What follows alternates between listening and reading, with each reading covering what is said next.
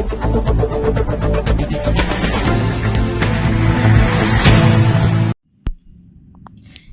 मैं कोनिका दास। मैं मौजूद हूँ ग्राम सभा छतुआ में, जहां मेरे साथ प्रधान प्रतिनिधि के रूप में संजय सिंह जी मौजूद है। मैं इनसे जानना चाहूंगी कि अभी तक इन्होंने 3 सालों में अपने ग्राम सभा में क्या क्या विकास कार्यों को अंजाम दिए हैं और आने वाले 2 साल के लिए क्या रूपरेखा तैयार की है ताकि इस ग्राम सभा का कार्यान्वयन हो सके। संजय सिंह जी, आपका हमारे चैनल में बहुत बहुत स्वागत है। नमस्कार जी, आप बहुत स्वागत। Thank you so much. आपने अभी तक 3 सालों में अपने ग्राम सभा में क्या क्या विकास कार्य करवाए हैं? ग्राम सभा विकास की एक छोटी इकाई है। इसके संदर्भ में मैंने यहाँ जो काम किया है, नाली, खड़ंजा, इंटरलॉकिंग, पंचायत घर हमारा जर्जर था उसको बनवाया है, एक अंत्येष्टि स्थल बनाई गई है, सड़कें बनाई गई हैं और ऐसी सेंटर बनाया गया है, एक कूड़ा गाड़ी खरीदा गया है और इस तरह की विभिन्न योजनाएं जो सरकार की गवर्नमेंट की रही हैं उसको जमीन पर उतारने का प्रयास किया गया है। आवास कितने आवंटित हुए हैं? लगभग 100 आवास होंगे। शौचालय हम इस कार्यकाल में 12 से 15 आए होंगे लगभग। स्वच्छ भारत मिशन में आपकी क्या राय है? स्वच्छ भारत तो स्वस्थ भारत, स्वच्छता को लेकर आप अपने ग्राम सभा में क्या क्या विकास कार्य करवाए हैं? ये बहुत अच्छी योजना है, लेकिन इस योजना में थोड़ा जन भागीदारी की आवश्यकता है, जिसके अनुरूप कुछ कार्य कम हो पा रहे हैं। इसके लिए अवेयरनेस की जरूरत है जनता में। स्वच्छता ये व्यक्तिगत विषय है। सरकार की योजनाएं, ग्राम सभा की योजनाएं ये तो चलती रहती हैं, लेकिन इसमें व्यक्तिगत जब तक स्वच्छता के प्रति जागरूकता नहीं आएगी तब तक शायद इसका उतना जो सरकार की योजना है उतना परिलक्षित नहीं हो पाएगी। आपके ग्राम सभा में सर्वे हुआ, बहुत सी जनता से मुखातिब हुए जिनका कहना है जैसे कुछ जगह नाली की समस्या है, जल निकासी इन्होंने कहा नालियों में जल भरा है जिससे मच्छरों का प्रकोप, इसका निवारण आप कब तक करवा देंगे? हमारे यहाँ सफाई कर्मी राजस्व ग्राम सभा 2 हैं और जिसमें 2 सफाई कर्मी हुआ करते थे। आज 1 सफाई कर्मी है और सरकारी संस्थाएं कम से कम 6 हैं, जिसमें रोज झाड़ू लगाना, सफाई करना, उसके अतिरिक्त जो समय बचता है उससे नालियों की सफाई करते हैं। अब इस समय 2 सफाई कर्मियों की जगह 1 सफाई कर्मी का स्थानांतरण हो गया है। 1 ही सफाई कर्मी है, उसी के द्वारा किसी प्रकार कार्य चलाया जा रहा है।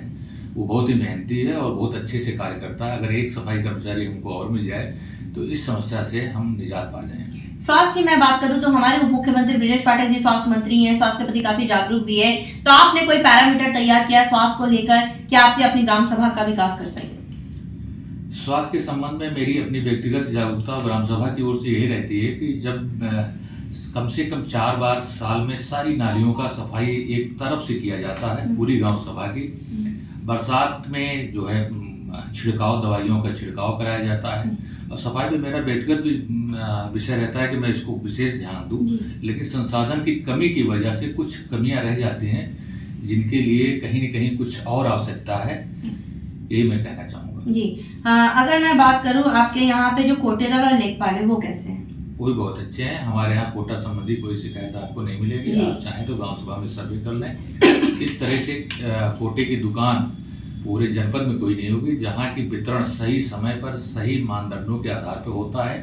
आप ये बात मुझसे न पूछ करके जनता के बीच में जाके पूछें तो आपको पता चलेगा कि कोटेदार का कार्य बहुत ही अच्छा है। जी, अगर मैं बात करूँ आपके यहाँ पे सबसे ज्यादा आपका कोई ड्रीम प्रोजेक्ट, आपका सपना जो आप अपने ग्राम सभा के लिए करना चाहते हैं, जो किसी प्रधान ने नहीं किया, आप करना चाहते हैं? हमें एक हमारे दिमाग में बहुत पहले से था जी। हम ये चाहते हैं पूरा गांव जो है सोलर से चले।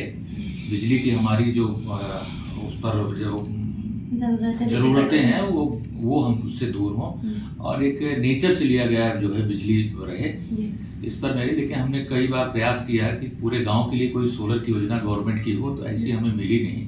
अगर भविष्य में कोई ऐसी योजना आती तो मैं इस पूरे गांव को सोलर से विद्युतीकरण करने का प्रयास करूंगा। क्या बात है। बारात घर और शमशान घाट आपकी ग्राम सभा में है या नहीं? बारात घर नहीं है, शमशान घाट है। हमारे यहाँ 3 प्राइमरी स्कूल और 1 जूनियर स्कूल है। अच्छा, बारात घर के लिए आपने लिखित आवेदन किया है? जी किया है, लेकिन इस तरह की स्कीम संभवतः सरकार द्वारा बंद कर दी गई है। ऊपर से कहा गया है कि अगर भविष्य में कोई योजना आती तो जरूर आपके गांव में दी जाएगी। नहीं, मैं आपको बताना चाहूंगी पूरे उत्तर प्रदेश में हम लोग का सर्वे चल रहा है, जहाँ जहाँ बारात घर नहीं है उसके लिए प्रधान द्वारा लिखित आवेदन अपने विकास भवन में आपके ब्लॉक में दिया जा रहा है और इसकी प्रतिलिपि आप मुझे भी व्हाट्सअप करिएगा। अगर यहाँ से काम नहीं होता तो लखनऊ से होगा, लेकिन आपको लिखित आवेदन करना जरूरी है। ठीक है, मैं कर दूंगा जी। आपके यहाँ पे जो शिक्षा का योजना है वो बेहतर ढंग से मिड डे मील वगैरह सही से चल रहा है? जी, मिड डे मील योजना के अंतर्गत हमारे सभी स्कूलों में, विद्यालय में खाना बनता है और और सुचारू रूप से बच्चों को खाना मिलता है। सरकार से आप किस तरह की मदद चाहते हैं? सरकार से सबसे बड़ी तो ये है कि ये खर्चे अब ग्राम सभा के अधिक हैं और जी। बजट कम है। इस बात को देखते हुए अगर बजट पर भी सरकार थोड़ा ध्यान दे, और चूंकि सबसे छोटी इकाई ग्राम सभा है जी। तो बजट को बढ़ाना अगर संभव हो सके तो सरकारों को अपना बजट गांव सभा के बजट थोड़ा सा और बढ़ाना चाहिए। हमारे साथ प्रधान प्रतिनिधि जी मौजूद थे, इनका साफ तौर पे कहना है कि इन्होंने अथक प्रयास किए ताकि इस ग्राम सभा को नंबर 1 ग्राम सभा बनाया जाए। जैसा कि इन्होंने साफ तौर पे कहा, इनका ड्रीम पॉइंट का सप्ताह इस ग्राम सभा में सोलर पैनल से युक्त ग्राम सभा को बनाया जा सके ताकि यहाँ पे विद्युत का कोई भी झमेला या कोई भी परेशानी का सामना आम जनमानस ना करे। जब हम ग्राम सभा में सर्वे किए थे, बहुत सी जनता हमसे मुखातिब हुए थे, जिनका कहते जैसे कुछ जगह नाली की समस्या, जिस पर हमने आपसे वादा किया था गांव की कहानी प्रधान की जुबानी आप तक ले आएंगे और प्रधान की समस्याओं से भी आपको रूबरू कराएंगे ताकि आप इनको वक्त दे। इनके पास अभी भी लगभग 2 साल का वक्त है। जैसे जैसे बजट आएगा अपने ग्राम के विकास के लिए वैसे वैसे काम कराएंगे और हमें उम्मीद भी है प्रधान जी आप ग्रामवासी की समस्याओं को इसी तरह न केवल सुनेंगे, उसका निवारण भी करते रहेंगे। जी बहुत बहुत धन्यवाद। Thank you. अब देखने वाली बात ये होगी कि इस ग्राम सभा को हम एक आदर्श ग्राम सभा के रूप में लखनऊ ले जाते हैं या नहीं। वीडियो जर्नलिस्ट संदीप प्रताप सिंह के साथ मैं कोनिका दास, आई न्यूज़ उत्तर प्रदेश, लखनऊ।